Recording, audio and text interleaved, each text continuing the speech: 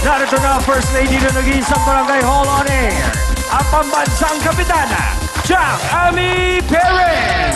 Happy morning mga kapatid! Hello sa lahat ng mga kapatid natin sa buong bansa. Abay, usong-uso ang trangkaso ngayon dito sa Pilipinas. Kaya dahil nga po sa medyo maulan-ulan, lalo na ngayong pasukan.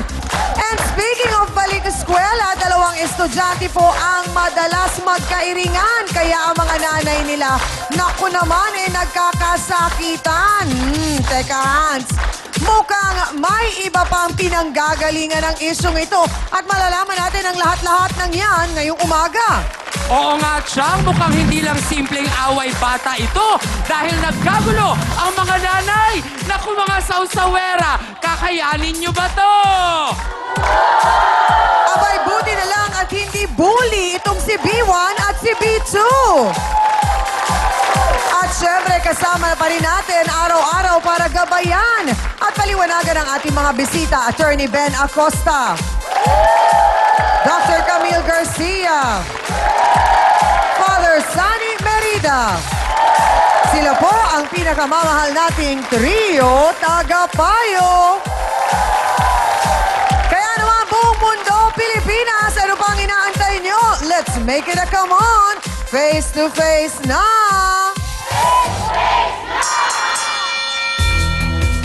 Tuluyan na nga daw pong hindi pumasok ang kanyang anak sa school dahil madalas itong laitin ng kanyang kaklase. At ang masakit pa, pati nanay ng kamag-aral ng kanyang anak ay nananakit. Para po ikwento sa atin ang pangyayari, narito si Rosaline Inday Caballero. Pasok!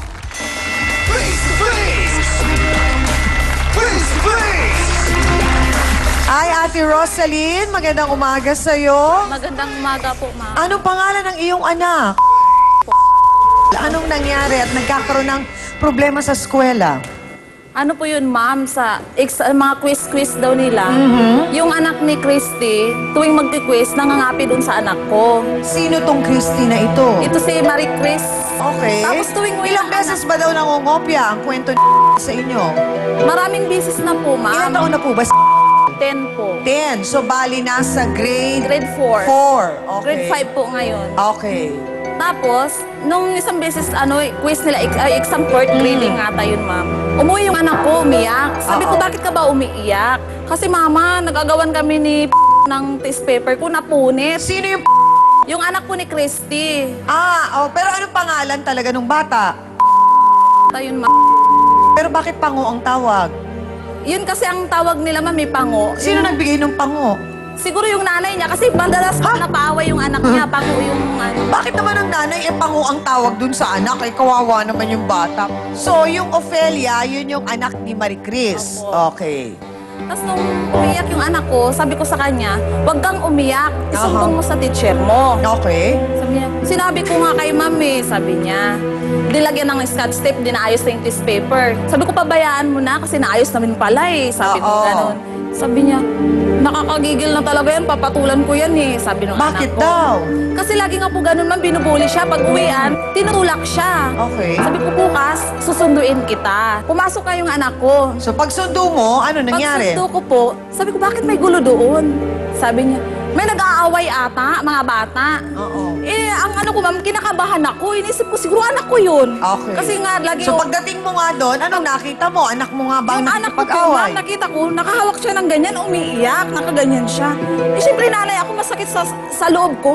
Anak ko, sinampal mo, wala kang karapatan ko sa kanya.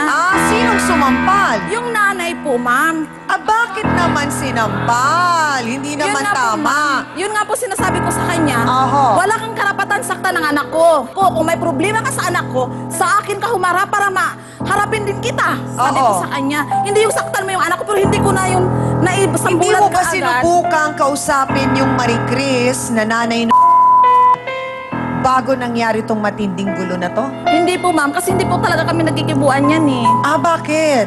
Kasi po, ma'am, yung una ko pong kasing kinakasama, yung nanay mismo ni, tatay iniwan po kami, ma'am, dahil din po sa kanya.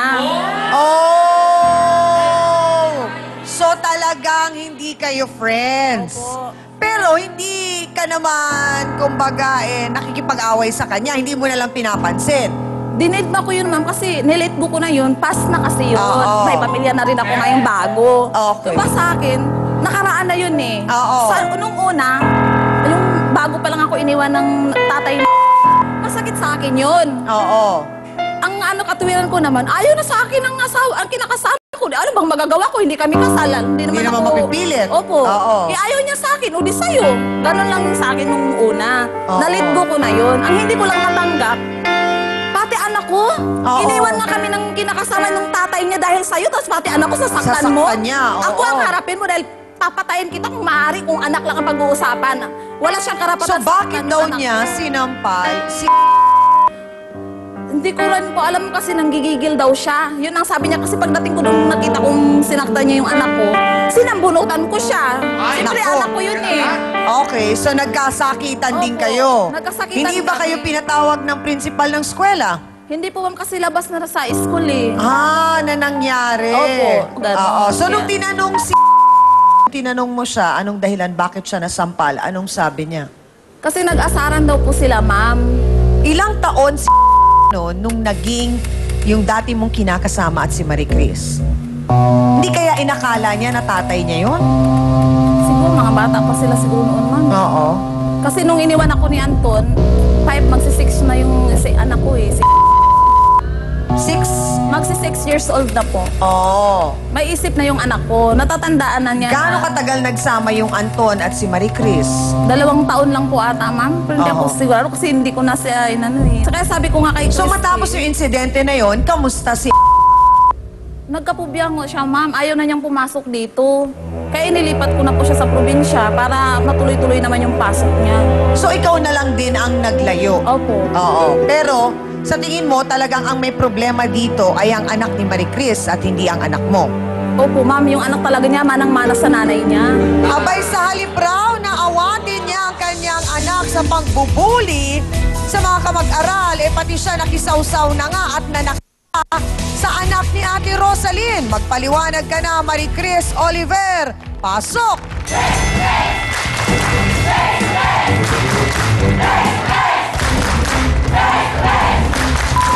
Sandali lang, Rosalyn!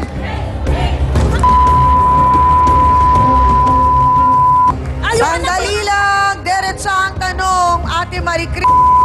Bakit po galit na galit ka sa anak ni Ate Rosalyn at pati po yung bata ay pinatulan nyo? Kasi ma'am, yung anak niya rin sa kanya Sir, eh. ikaw ang di mo Tuwing niya lumabas sa school, pahihiyain niya yung anak ko. Palbhasa, hindi Nang mana sa'yo.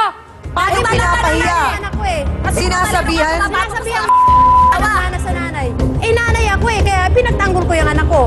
Pero wala kang karapatan na sampalin yung anak ko.